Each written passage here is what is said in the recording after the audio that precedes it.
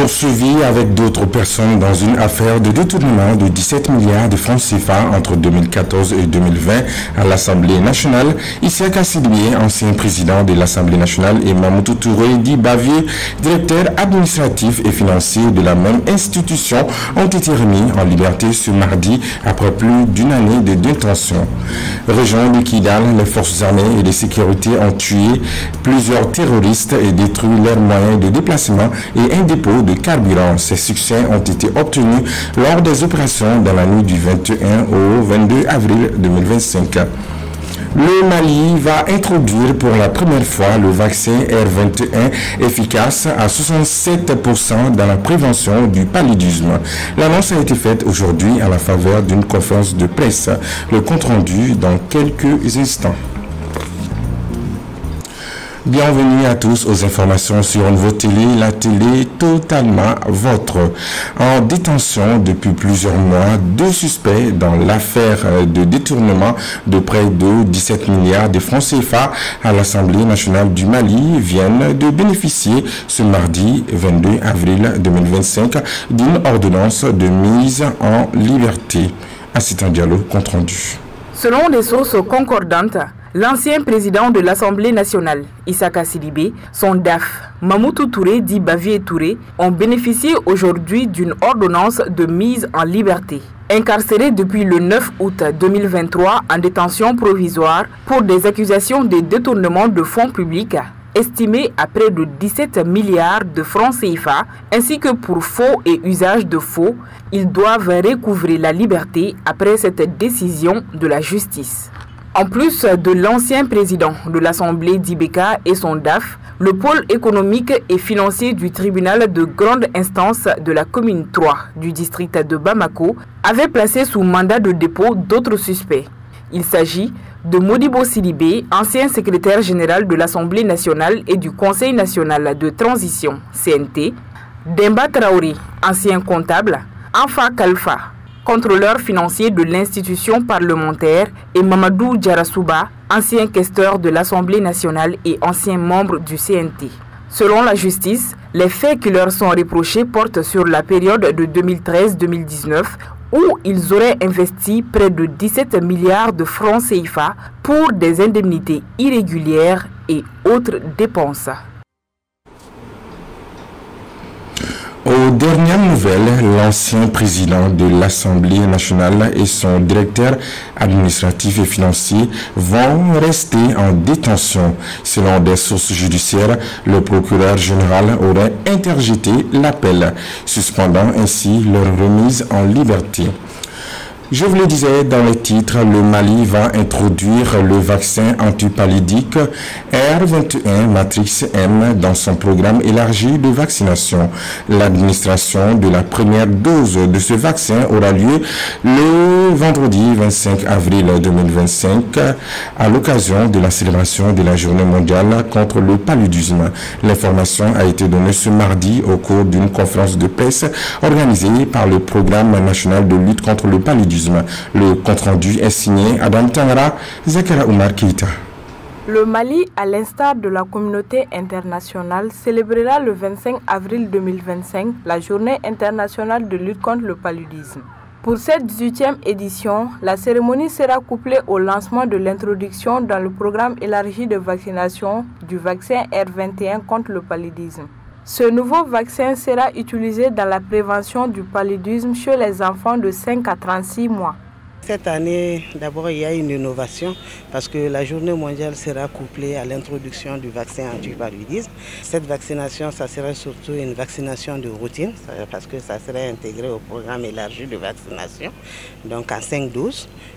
Les 3 premières doses, d'abord, ça a un intervalle d'1 mois. C'est-à-dire ça va concerner, la cible va concerner les enfants de 5 à 36 mois. Donc nous allons attendre l'année prochaine pour la 4e dose, c'est-à-dire en période de pré-saison, mai-juin, l'enfant va recevoir sa 4e dose et la 5e dose 2027 en ce moment, mai-juin aussi. Le représentant du ministre de la Santé a attiré l'attention sur cette maladie qui continue à faire des ravages dans notre pays. Nous réaffirmons que cette maladie constitue un véritable problème de santé publique et priorité nationale au Mali.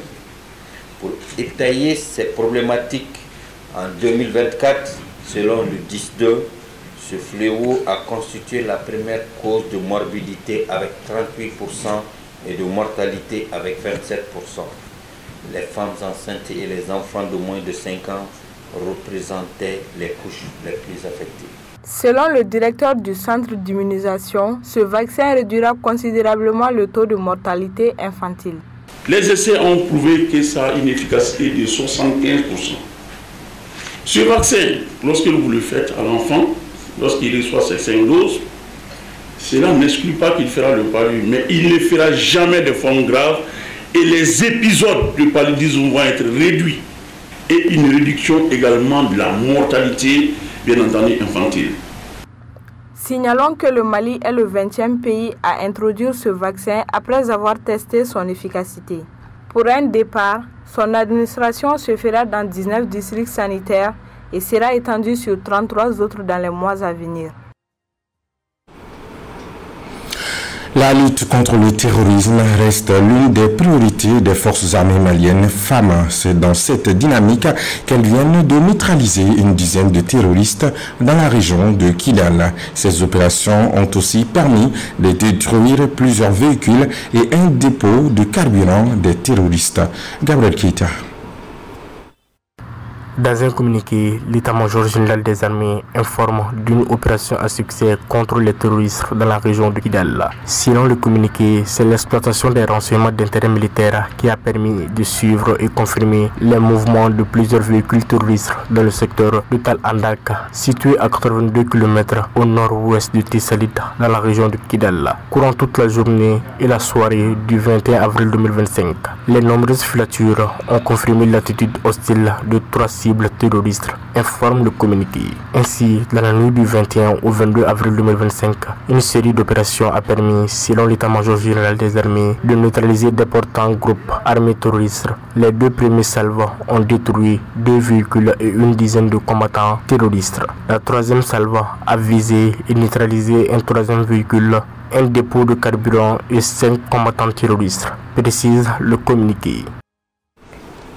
Autre information à retenir dans ce journal, selon nos confrères de Studio Tamani, l'île de Gouzouri, dans le cercle d'Ansongo, a été la cible d'une attaque le dimanche dernier. Les assaillants ont emporté des animaux, des téléphones portables et autres objets de valeur. Cette attaque, selon des témoins, a été commise par des hommes armés non identifiés venus à moto. Des habitants de la localité précisent qu'aucune violence physique n'a été enregistrée et que les autorités militaires ont été informées après le départ des assaillants. Prévision météo de la chaleur, mais aussi de la pluie. Comme les précédentes semaines, la semaine du 22 au 27 avril 2025 sera marquée par des fortes chaleurs, mais aussi de la pluie dans plusieurs localités du pays selon les prévisions de Mali Météo. Explication à Wassanogo. La semaine du 22 au 27 avril 2025 sera caractérisée par un ciel nuageux à couvert. La visibilité sera assez bonne sur l'ensemble du pays. C'est ce qui ressort des prévisions de Mali Météo. Pour cette semaine, les températures minimales seront comprises entre 22 et 28 degrés Celsius et les plus basses sont prévues dans la région de Taoudéni. Au même moment, les températures maximales seront comprises entre 37 et 46 degrés Celsius. Les plus fortes températures sont prévues dans les régions de Kaï et Gao, annonce les mêmes prévisions. Mali Météo, dans ses prévisions, annonce aussi de la pluie cette semaine. Ces précipitations interviendront entre mardi et vendredi dans les régions de Sikasso, Bougouni, Djouila, Kita, Kulikoro, Mopti, Ségou et Kouchala, prévient Mali Météo. Du 18 au 20 avril 2025, s'est tenue à Zamblala, dans le cercle de Kounantou, région de Sikasso, la 6e édition de la rencontre annuelle de l'association des ressortissants et sympathisants du dit village. L'objectif, selon les organisateurs, est de promouvoir l'arrangement, la solidarité et la détermination de chaque fils et fille de Zamblala pour le développement de leur localité en vue de renforcer la cohésion sociale, d'où le thème « Vive la cohésion pour un développement intégral ». Idrissa Diallo et Penda Kone, de retour de Zambala, nous font le point.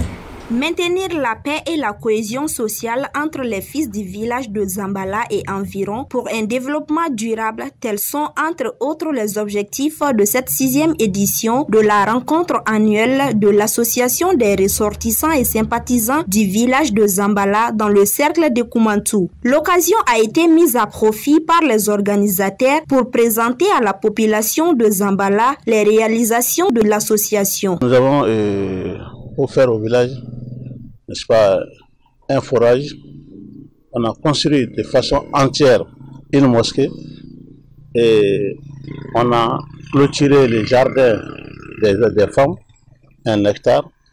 On a aussi construit, creusé des puits dans ces jardins-là parce qu'il faut des forages, il fallait faire quelque chose pour que les femmes puissent mener cette activité.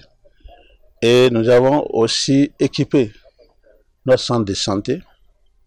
Nous avions payé des batteries au départ, mais en 2025, nous avons opté pour une électrification de notre village par le système solaire. Cet engagement des ressortissants de Zambala est apprécié à sa juste valeur par les villageois et les autorités locales. Vous avez vu aujourd'hui, malgré les difficultés que nous traversons notre pays, malgré les conjonctures économiques difficiles, tout ne peut pas être laissé à l'État. Il faut que les gens comprennent que l'État ne peut pas tout faire.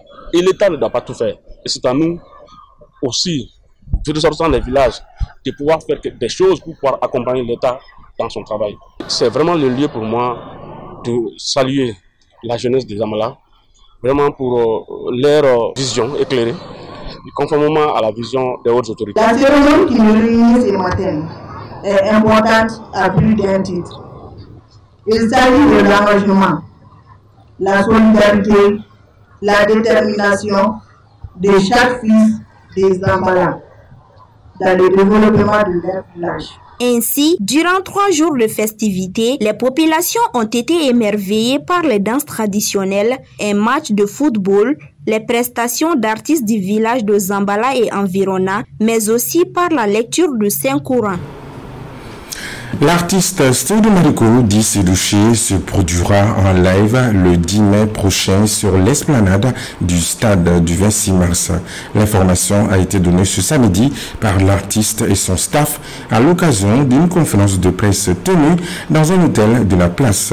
Pour ce grand rendez-vous culturel, environ 50 000 personnes sont attendues.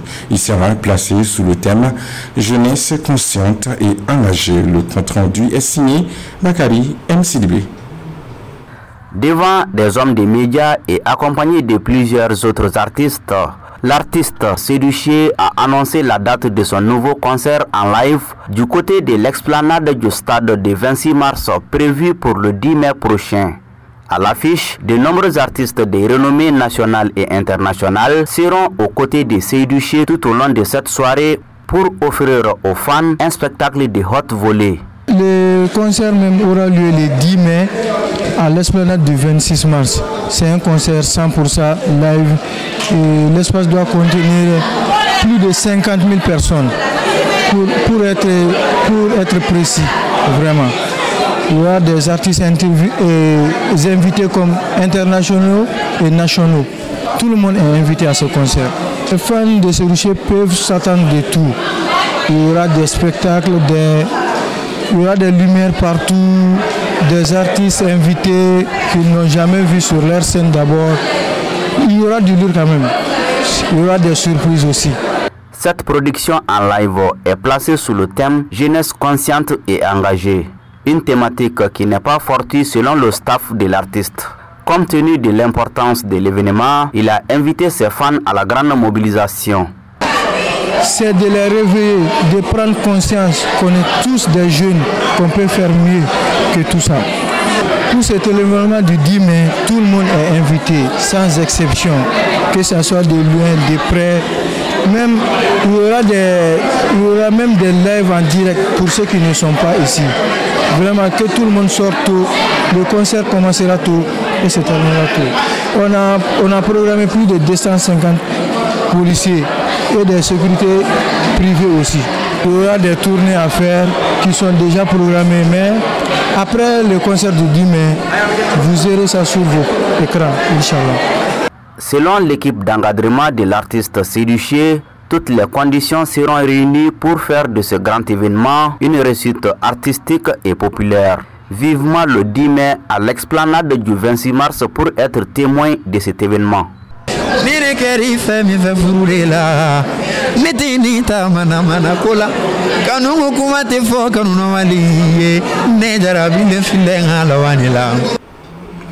L'homme qui craint, l'homme qui marche derrière l'éléphant ne craint pas la rosée. Proverbe africain. Excellente soirée à tous. Bonsoir.